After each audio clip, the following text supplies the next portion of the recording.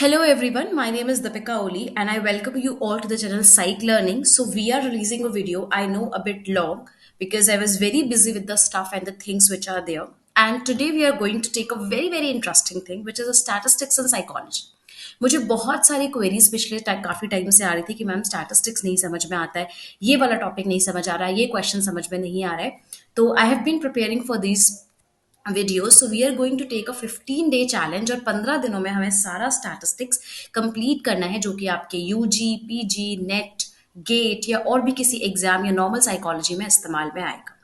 So we are going to do this. हम इसमें सारा statistics from the beginning to end करेंगे. Theory के साथ साथ जो क्वेश्चन सॉल्व किए जाते हैं, जो बच्चे बोलते हैं कि मैम रिग्रेशन नहीं समझ आ रहा, कैंडल्स टाउ, ये सब चीज़ें, वो क्वेश्चन को सॉल्व करना कैसे है वो सब मैं आपको यहाँ पे सिखाऊंगी. But you just have to follow this 15 day challenge and watch every video to get a detailed understanding about what is a statistics और किस तरह का statistics आपके पेपर में आता है. ठीक है, तो हमें किस तरह से करने वाले हैं. We are going to take it as a 15 day challenge. Definitely 15 दिनों में हम सारे टॉपिक्स करने वाले हैं एंड हम हर दिन कुछ ना कुछ टॉपिक्स को टेकअप करेंगे. ठीक है, तो I will try to explain you all them in as much as detail as it's can be done. इसके अलावा भी आपको कोई क्वेरी है तो आप रीच आउट कर सकते हैं on different different social media platform like WhatsApp, Telegram, email, YouTube comment section और इंस्टाग्राम. इसके अलावा if you want personal tuitions from the qualified tutors also, so you can ask for that also. It is also available here. But today, without wasting any further time, we'll start that because we have to complete in a within time limit. So today is the day one, जैसा कि आप देख सकते हैं. Today is the first day.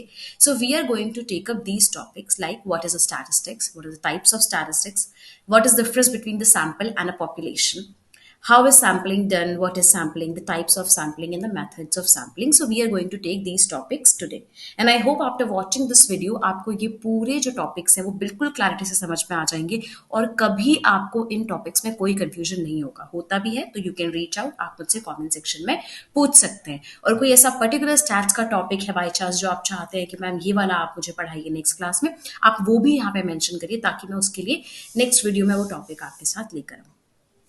ठीक है, तो सबसे पहले स्टार्ट करते हैं कि स्टैटिस्टिक्स होता क्या है. ऐसी क्या बवाल चीज है स्टैटिस्टिक्स की everybody is feared of it. मुझे बहुत से बच्चे बोलते हैं मैम हमने मैथ्स छोड़ के साइकोलॉजी ली और अब स्टैटिस्टिक्स हमारी जान ले रहा है. Even I was a biology student. बच्चे मुझे खुद ऐसा नहीं है कि मैथ्स से बहुत ज्यादा लगाव है, बट आप ये चीज समझो that statistics is very different from the original mathematics which is there. Statistics बहुत इजी है, ये बहुत ही छोटा पिक्चर है, बस आपको थोड़ा सा कंसंट्रेशन दिखाना है, थोड़ा सा मेरी बातों को जो मैं बोल रही हूँ वो समझना है. तो स्टैटिस्टिक्स में बेसिकली क्या है, first of all there is a study of the collection. आपको डेटा को कलेक्ट करना है, एनालाइज करना है, इंटरप्रेट यानी उसका मीनिंग निकालना है, फिर उसको ऐसे प्रेजेंट करके भी दिखाना है एंड आपको डेटा को ऑर्गेनाइज करना है. अब प्रोफेसर गॉडफ्राइड एचवेल ने इसे यूज किया था 18th सेंचुरी में और उस समय ये पॉलिटिकल स्टेट ऑफ रीजन के लिए इस्तेमाल होता था. जैसे कि कितने लोग हैं, सेंसस के लिए, डेटा के लिए कि कितने लोग हैं, कितना रेवेन्यू कहाँ से आ रहा है, कितना वेल्थ, कितना पैसा किसी के पास है, ये सारी चीजें उस समय स्टैटिस्टिक्स का मेन यूज ये किया जाता था. तो उसके बाद मैंने आपके लिए एक स्लाइड लगाई है जहां आप डिटेल में इसे पढ़ सकते हैं कि हॉरेस सैक्टरसेट ने ये डेफिनेशन दी थी. If you can see this, I will read you quickly for you. By statistics, we mean aggregate of facts affected to a marked extent by multiplicity of causes, numerically expressed, enumerated or estimated according to reasonable standard of accuracy, collected in a systematic manner for a predetermined purpose, and placed in relation to each other. तो इसकी characteristic क्या आएंगे कि इसमें बहुत सारे facts का मिलाव होता है. एग्रीगेट ऑफ फैक्ट्स मतलब बहुत सारी इंफॉर्मेशन को जोड़ के लगाया जाता है. इसके अलावा it is affected by multiplicity of causes, मतलब बहुत तरह के कारण हो सकते हैं जो इसे इफेक्ट करें, राइट. इसके अलावा स्टैटिस्टिक्स एक न्यूमेरिकल फैक्ट्स है, ऑब्वियसली नंबर पे बात करते हैं. इसे हम एन्यूमरेट कर सकते हैं with reasonable standard of accuracy, यानी बिल्कुल सही तरह की चीज़ों के साथ. ये एक कलेक्शन है जो कि सिस्टमैटिक मैनर यानी एक प्रॉपर प्रोसीजर फॉलो करके किया जाता है. And last is they are collected for a predetermined purpose. किसी ना किसी पर्पस के लिए इसको प्री डिटरमाइंड जो होता है कि हाँ ये मेरा काम है, उसके लिए इसको कलेक्ट किया जाता है. ठीक है, उसके बाद आता है कि स्टैटिस्टिक्स के टाइप किस तरह के होते हैं. तो देखो जनरली अभी आप बोलोगे मैम पैरामेट्रिक नॉन पैरामेट्रिक भी है, वो हम करेंगे in the further sessions. But अभी we have to understand very clearly कि डिस्क्रिप्टिव और इन्फरेंशियल स्टैटिस्टिक्स में क्या डिफरेंस है. डिस्क्रिप्टिव में देखो क्या होता है, when you want to describe your population, बहुत ध्यान से सुनो इसको। डिस्क्रिप्टिव स्टैटिस्टिक्स में क्या होता है कि आपने कोई डेटा कलेक्ट किया है, आपकी ये पॉपुलेशन है, आपको उसे बस एक्सप्लेन करना है कि देखो मैम, मैंने देखा कि इतने इतने लोग ये पसंद करते हैं, इतने इतने लोग ऐसा ऐसा करते हैं। वो आपका आएगा डिस्क्रिप्टिव स्टैटिस्टिक्स में। आप बस अपनी पॉपुलेशन को डिस्क्राइब करना चाहते हो। जैसे इसमें ये एग्जाम्पल लिखा है, summarising a data set containing the marks of all the students of the class. Class में बच्चे कितने मार्क्स लेके आए उसको आपने बस एक्सप्लेन करके रख दिया। फिर दूसरी चीज जो है वो है इन्फरेंशियल स्टैटिस्टिक्स। तो इन्फरेंशियल स्टैटिस्टिक्स क्या है, जिसमें आप इन्फरेंस निकालते हो कि मैम देखो, इस स्कूल के एडोलेसेंट बच्चे ये सोचते हैं, इसका मतलब बाकी सारी जगह के इस जगह के स्कूल के बच्चे यही सोचते होंगे। आप उसमें से कंक्लूजन निकालते हो, आप उसमें से मीनिंग निकालते हो। You use to make inference and conclusion about the population. छोटा सा डेटा स्टडी करके you want to infer the population about, मतलब the inference about the population. पूरी पॉपुलेशन में आप उसे जनरलाइज करते हो। ठीक है, जैसे कि determining the impact of a new technique, teaching technique on the entire class by first testing it on the small number of student. जैसे कि आपने 15-20 बच्चों को पढ़ा दिया और देखा कि उनके मार्क्स अच्छे आ रहे हैं, तो आप बोलोगे कि हाँ, इन बच्चों के अच्छे आ रहे हैं तो पूरी जगह के स्कूल में भी ये अच्छे आएंगे। आप इसे अप्लाई कर सकते हो। आपको समझ आ रहा है क्या बोल रहे हैं डिफरेंस डिस्क्रिप्टिव और इन्फेरेंशियल में? नहीं समझ आ रहा है तो आप मुझे बता सकते हैं कमेंट सेक्शन पे, right now only, that it is not understandable. I try to explain in a different way in a particular video और in a comment section itself. Okay, let's move on to the next topic. So next topic is about your descriptive statistics में methods क्या होते हैं। तो देखो, मैं आपको ये बहुत शॉर्ट में है, because obviously because we have a time constraint, so we have to cover things like this. आप देखो, so we have measures of central tendency and we have measures of dispersion. ये दोनों ही जो चीजें आती हैं, ये आपकी डिस्क्रिप्टिव स्टैटिस्टिक्स में आएंगी। आप अपने स्टैटिस्टिक्स को डिस्क्राइब कर रहे हो। ठीक है, सेंट्रल टेंडेंसी में क्या होगा, mean which is the average of a population. I hope ये सबको पता होगा, किसी पॉपुलेशन का एवरेज निकालना, sum of all the values divide by total number of population से आपका मीन आ जाता है। मोड की हम बात करें तो फ्रीक्वेंसी की, सबसे ज्यादा फ्रीक्वेंट, जैसे मान लो क्लास में सबके 20 में से 16 मार्क्स बहुत फ्रीक्वेंट है तो वो मोड हो गया। Median will be your centre of marks. आपने एक अरेंजमेंट लगाया, चाहे आपने उसे इंक्रीजिंग ऑर्डर में किया, चाहे आपने उसे डिक्रीजिंग ऑर्डर में किया, उसके बीच का जो नंबर आएगा that will be your median. और अगर वो इवन है तो उन दोनों को प्लस करके डिवाइड बाय 2, यानी उसका एवरेज, जैसे 6 + 4/2 इक्वल्स टू आपका जो वैल्यू आएगा 5, आई गेस, या 10/2 इज 5। समझ गए? ऐसे ही डिस्पर्जन। अब सेंट्रल टेंडेंसी तो हो गया कि आपने डेटा बता दिया कि हाँ, सेंट्रली कितना इतना डेटा कलेक्टेड है। डिस्पर्जन होता है कि कितना डेटा आपका फैला हुआ है। ठीक है, आप रेंज की बात करोगे तो सबसे हाईएस्ट वैल्यू को लोएस्ट वैल्यू से माइनस करो तो रेंज आ जाता है। आप वेरिएंस की बात करोगे तो इट विल टेल यू कि कितना वैरायटी में पॉपुलेशन फैली हुई है। Standard deviation will tell you कि कितना कितना डिविएशन जो है वो ऑप्टिमम है पूरी पॉपुलेशन को एक्सप्लेन करने के लिए। That is your standard deviation. जैसे मीन के बाद आता है, जैसे 0 के बाद 1 2 3, हम आगे करेंगे और डिटेल में, यू विल अंडरस्टैंड इट। ठीक है, then we have mean absolute deviation which is the mean value. Interquartile ranges, basically we have the 4 quartiles in normal curve. जैसे ये होता है, so we have this and this, so we have Q1 Q2 Q3 and Q4। तो जो ये centre का होगा which is Q3 minus Q2, sorry Q1 is your interquartile, यानी ये सेंटर वाला रीजन लेना है ना, तो Q3 में से Q1 को माइनस करना पड़ेगा, तो you will get the inter quartile range.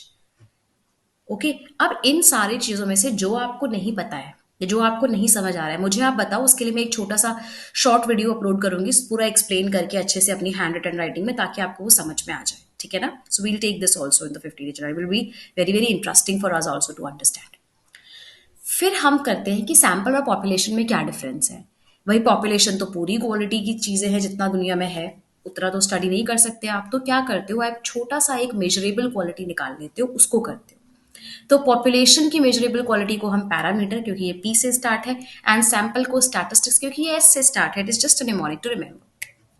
ठीक है, तो population is the whole population and sample is the छोटा सा सबसेट ऑफ द पॉपुलेशन, जो आपको लगता है कि आपकी पॉपुलेशन को अच्छे से डिफाइन कर रहा है। ठीक है ना?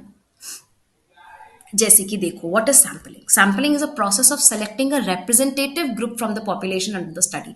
कि जिस पॉपुलेशन को, फॉर एग्जांपल मैं दुनिया के सारे बूढ़े लोगों को, ओल्ड लोगों को जीरियाट्रिक्स पे मैं कुछ करना चाहती हूँ, तो उस पॉपुलेशन में से मैं कुछ लोगों को ऐसे निकालूंगी कि वो मेरा सैंपल बनेंगे। Now sampling is in the method by which participants are selected to be included in the study, कि मुझे ये स्टडी में अपने सैंपल में लोग चाहिए। तो सैंपल एक छोटा सा पोर्शन हो गया कुछ केसेस का जो हम स्टडी करना चाहते हैं फ्रॉम द ग्रेटर पॉपुलेशन। और population is every single person that shares a common characteristic. जैसे मैंने बोला कि अगर आप ओल्ड लोगों पे करना चाहते हो तो सारे ओल्ड लोग जो होंगे वो आपके पॉपुलेशन हो जाएंगे, और थोड़े जो आपकी स्टडी में 100 200 400 लोग होंगे वो आपके सैंपल हो जाएंगे। ठीक है। अब टाइप ऑफ सैम्पलिंग होती है, so we have probability sampling, जहां पर आपको देखो, आप अगर एक पॉपुलेशन है, पॉपुलेशन में 2000 लोग हैं, आप 200 लोगों को स्टडी करना चाहते हो, तो उस पॉपुलेशन में से कोई भी चीज आपके सैंपल का पार्ट बनेगी अगर उसकी प्रोबेबिलिटी नोन है, तो वो प्रोबेबिलिटी सैंपलिंग है। और अगर उसकी प्रोबेबिलिटी नोन नहीं है तो वो नॉन प्रोबेबिलिटी सैंपलिंग है। या बेसिकली देखो, everyone is population has an equal chance of getting selected. अब इसमें चांस भी सबका इक्वल है, लेकिन नॉन प्रोबेबिलिटी में क्या है, किसी का चांस इक्वल नहीं है, किसी का चांस 1 है, किसी का 0 है। इस तरह की चीजें होती हैं। तो ये हम नॉन प्रोबेबिलिटी करते हैं। तो जब हम इसके सैंपल के डिफरेंट सैंपल्स पढ़ेंगे तब आपको पता चलेगा। आप देखो, पहले हम प्रोबेबिलिटी की बात करते हैं। तो सिंपल रैंडम सैम्पलिंग क्या है कि आपने बस नॉर्मली ऐसे चिट्स रखी और ऐसे उठाई, तो वो तो बिल्कुल प्रोबेबिलिटी होगी ना, हर किसी की प्रोबेबिलिटी इक्वल हो गई। मान लो 50 चिट्स है तो 1/50 हो गई, राइट। क्लस्टर सैम्पलिंग में क्या होता है कि आप क्लस्टर्स बना लेते हो। फॉर एग्जाम्पल आपको पूरा, let's say I live in Noida, तो आपको नोएडा का स्टडी करना है, तो आप नोएडा के अंदर क्या करोगे, अलग अलग जो आपके डायरेक्शन है उसके क्लस्टर बना लोगे, cluster A, cluster B and cluster C, और सब में से आप कुछ कुछ बच्चे रैंडमली सेलेक्ट करोगे। ये भी प्रोबेबिलिटी सबकी इक्वल हो गई। सिस्टमैटिक सैम्पलिंग क्या होता है, बेसिकली जहां पर हम एक सिस्टम फॉलो करते हैं, जैसे कि हर पांचवा बच्चा, हर फिफ्थ बच्चा, तो उसमें भी प्रोबेबिलिटी नोन है हमारे पास, हर फिफ्थ बच्चे की प्रोबेबिलिटी फुल है, तो ये सिस्टमैटिक। स्ट्रैटिफाइड होता है जहां हम स्ट्राटा बनाते हैं। फॉर एग्जाम्पल जैसे मैंने कहा कि मुझे नोएडा के स्कूल देखने, और मैंने डेटा में देखा है कि नोएडा के स्कूल्स में 60% गर्ल्स पढ़ती हैं 10th क्लास में और 40% बॉयज पढ़ते हैं। तो जो मेरा पॉपुलेशन स्टडी का सैंपल होगा उसमें भी 60% गर्ल्स और 40% बॉयज होने चाहिए। इसका मतलब मैंने स्ट्राटा उसमें इस तरह से बनाया हुआ। This will be stratified sampling. अब अगर हम नॉन प्रोबेबिलिटी की बात करें तो कन्वीनियंस सैम्पलिंग, कि भाई मेरा चाचा भतीजा लगता है, मैंने उसको ले लिया। ठीक है। पर्पस ऑफ सैम्पलिंग की मुझे अडोलेसेंट चाहिए, तो मेरे आसपास मुझे जो अडोलेसेंट मिले मैंने अपने पर्पस के हिसाब से ले लिया।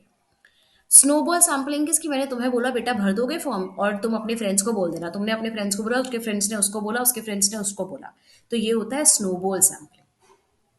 कोटा सैम्पलिंग होता है जिसमें हम कोटा की बात करते हैं।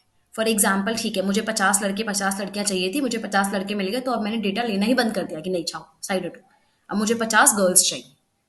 समझे? So this is your quota sampling. So ये सब types of sampling methods हैं. I hope you understood them, and if you want them all in detail, you can let us know. आप हमें बता सकते हो कि आपको क्या क्या चीज़ें और डिटेल में चाहिए, क्या समझ आया क्या नहीं आया, और जो भी आपने इंसाइट्स हैं आप प्लीज़ शेयर करिए कमेंट सेक्शन पे। वीडियो को शेयर करिए लोगों के साथ जिन्हें इसकी ज़रूरत है, and do subscribe the channel so that आपको सारी वीडियो की नोटिफिकेशंस आ जाए, because every day now the video is going to come for the continuous 15 days for all the statistics to be covered. और क्योंकि भी एग्जाम भी आ रहा है तो सबकी प्रिपरेशन, उससे भी एक रिविजन हो जाएगा। So thank you for watching guys, thank you so much for being here and till here. I hope you liked it, and you can see some social media handles. You can follow us, you can message us, you can reach out for any query there. Thank you for watching guys. We'll meet you super soon with the another day, another topics with the statistics, and making it more easy for you all. Thank you. Bye bye. Take care.